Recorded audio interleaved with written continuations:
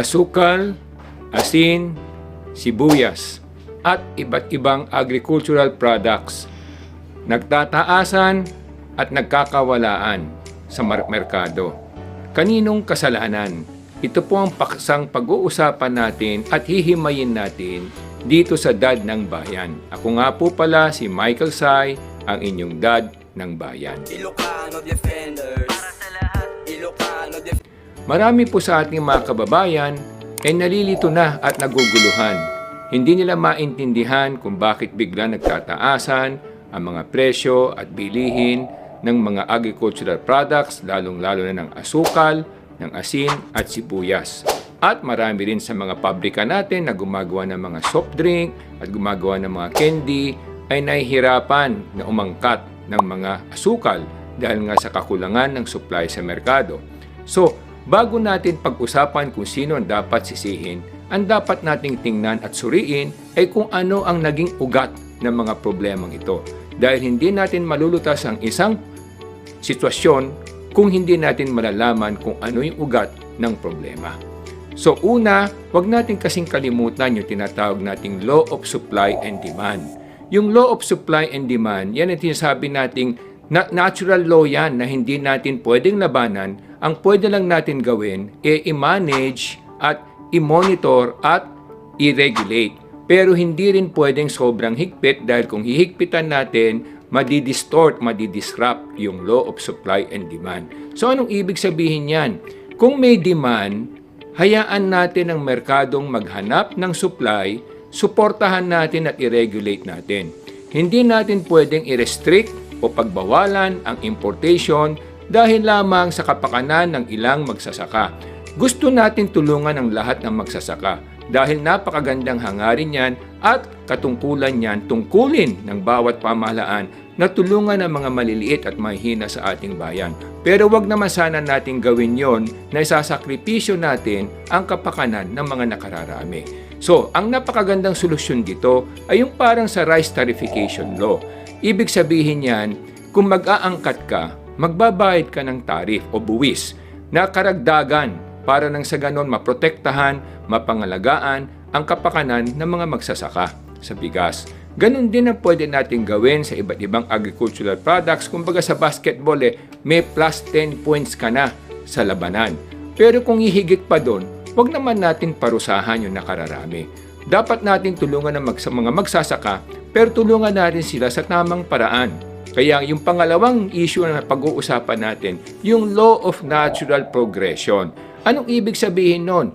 Hindi natin pwedeng biglain ang isang boksingero na makalaban si Mayweather dahil hindi niya kakayanin. Hindi naman lahat ng boksingero katulad ni Pacquiao, lalo na sa ating bayan.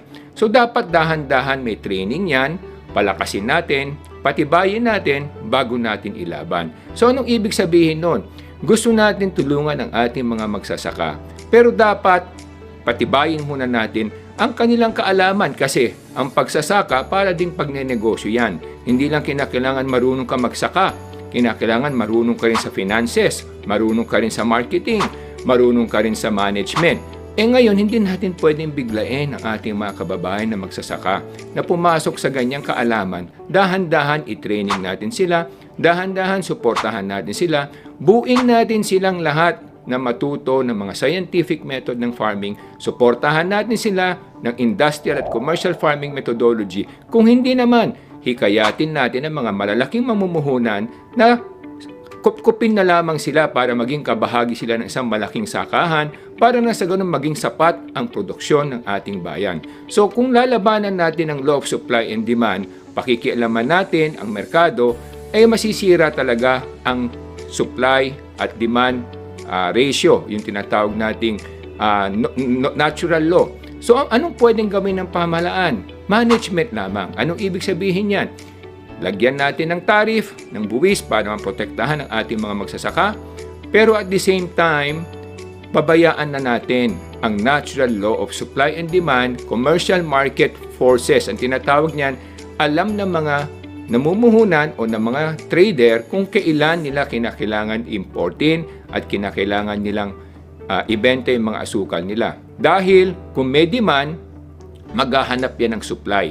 At kung may supply, imamanage din nila yung kanilang supply dahil nga ayaw nila masyado bumagsak ang presyo. Ano pwedeng gawin ng pamahalaan? Aside from tarification, yun na nga, tingnan natin yung hoarding. Siyempre kung may hoarding, dapat hulihin yan. Kung talaga may hoarding. Pero minsan, napakahirap din magbintang.